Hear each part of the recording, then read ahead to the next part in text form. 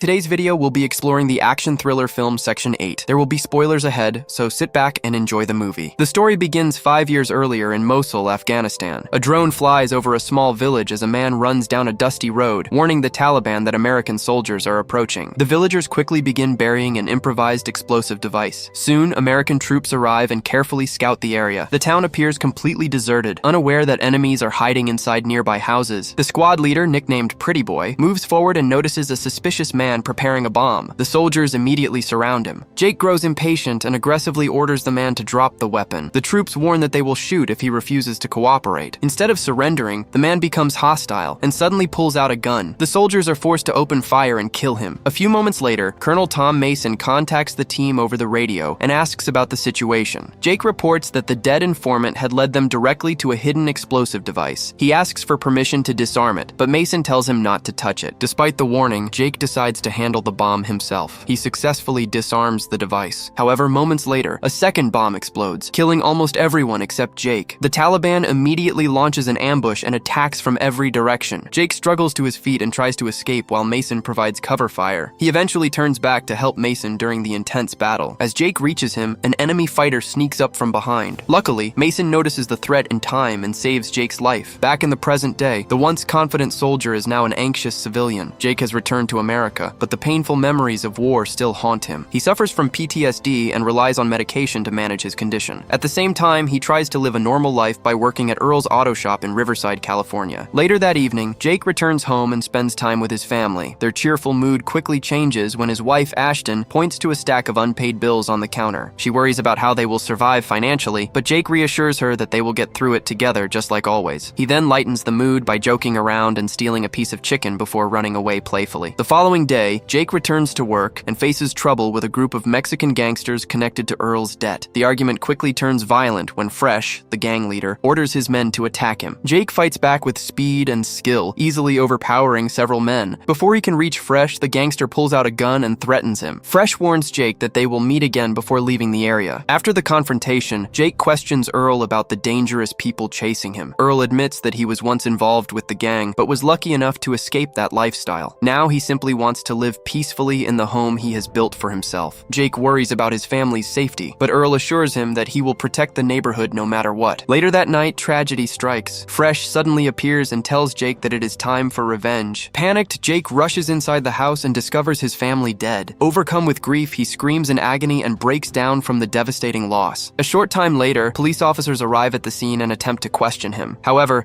Jake is completely overwhelmed and loses control of his emotions. He jumps into his car and desperately begins searching for Fresh. Not long after, Jake spots Fresh's vehicle parked outside a nightclub. Determined to avenge his family, he enters the club without hesitation. He opens fire on the gang members inside. When he finally corners Fresh and prepares to kill him, Fresh claims he had no choice in what happened. His explanation does nothing to change Jake's mind. Without mercy, Jake kills him instantly. 5 months later, Jake is serving time in prison for his actions. The deaths of his family continue to haunt him, and the memories of his past leave him emotionally broken. One day, Mason visits him and offers to help reduce his sentence. Jake refuses, insisting that he deserves to stay in prison for what he has done. Mason tries to comfort him, but Jake feels no regret about killing the people responsible. He admits that he would do it again if given the chance. Before ending the conversation, Jake tells Mason never to visit him again. Later, he receives an unexpected visitor named Ramsey, the leader of a private task force. Jake immediately dismisses him before he can fully explain his purpose. That night, several masked men break into Jake's cell and kidnap him. Moments later, Ramsey reveals that he and his team were behind the operation. Ramsey explains that he has been observing Jake for a long time and admires his military record. He then gives him a choice: remain in prison forever or start a new life by joining his organization. After thinking carefully, Jake chooses to become a soldier once again by joining a secret government agency known as Section 8 in Washington, D.C. Ramsey officially introduces him to Elias, Ajax, Bruner, and Mueller. He then explains the responsibilities and missions handled by the team. While standing nearby, Jake secretly steals a pen from a desk before being escorted into another room. Ramsey informs him that the government has officially declared him dead. From now on, he will live under a new identity with a completely different background. After Ramsey leaves, the team begins Jake's initiation process. Ajax intentionally provokes him and starts a fight to test him. Jake tries to avoid conflict at first, but eventually fights back aggressively. At one point, he nearly stabs Ajax in the eye with the stolen pen. Suddenly, memories of his family flash through his mind, helping him regain control of his emotions. Soon after, Jake is assigned his first mission mission alongside Mueller. She briefs him about their target, Alejandro Castillo, a defense contractor secretly involved in black market weapons dealing. Their mission is to recover a set of schematic files and eliminate Alejandro before he can sell them to Russian buyers. Upon arriving in Mexico, they track Castillo to a warehouse where he meets with Johnny, a Russian negotiator, to complete the exchange. The two criminals begin discussing the deal while Jake and Mueller secretly observe the meeting. Jake quietly sneaks into the building and silently takes down a guard. The noise alerts the people inside, causing confusion among them. The misunderstanding quickly turns violent as both sides begin shooting at each other. Jake uses the chaos to his advantage and secretly eliminates the remaining survivors. He eventually captures an injured Castillo, takes the files, and prepares to leave. Before escaping, he chooses to spare two innocent women who were caught in the situation. After returning to the base, Ramsey criticizes Jake for compromising the mission by leaving witnesses alive. He warns Jake that he will be sent back to prison if he refuses to follow orders completely. Jake is then dismissed from the meeting, while Mueller gives her evaluation of his performance. Although she praises his skills, Ramsey remains dissatisfied with the outcome. The next day, Locke carries out a mission at a hotel to eliminate a man connected to Ramsey. The target attempts to bribe him for his life, but Locke refuses the offer and kills him anyway. As Locke leaves the building, security guards become suspicious and begin chasing him. He easily defeats the pursuing officers and escapes in a stolen car. Meanwhile, Jake settles into his new house. While unpacking, he finds an old photo from his time in Afghanistan. The picture reminds him of a past conversation with Mason. Jake once blamed himself for Mason's injuries during the war, but Mason comforted him with wise advice that helped ease his guilt. Later, Mueller meets Jake at a pub, where they spend time drinking together and getting to know each other. Jake asks her about Ramsey, but she claims she knows very little about him. Instead, she shares her own story. Mueller explains that she previously served in the army but was disciplined after punching her commanding officer. Not long afterward, Ramsey gathers the team for another mission briefing. Their next target is State Senator Jim Graham. The mission objectives are to recover sensitive digital files connected to a secret case and eliminate the senator. Ramsey assigns Mueller to retrieve the files while Jake watches over the operation from a distance. The rest of the team is assigned as backup support. Ramsey warns them that security around the senator will be extremely tight, meaning they should expect resistance. The team arrives in California disguised as landscapers. Mueller successfully takes down the guards inside the building, but the operation soon goes wrong when security is alerted. With their cover blown, chaos erupts throughout the area. Jake chases after Senator Graham while Mueller focuses on securing the files. Eventually, Jake corners Graham and prepares to complete the mission. However, he hesitates after the senator pleads for his life and mentions his family. Before Jake can decide what to do,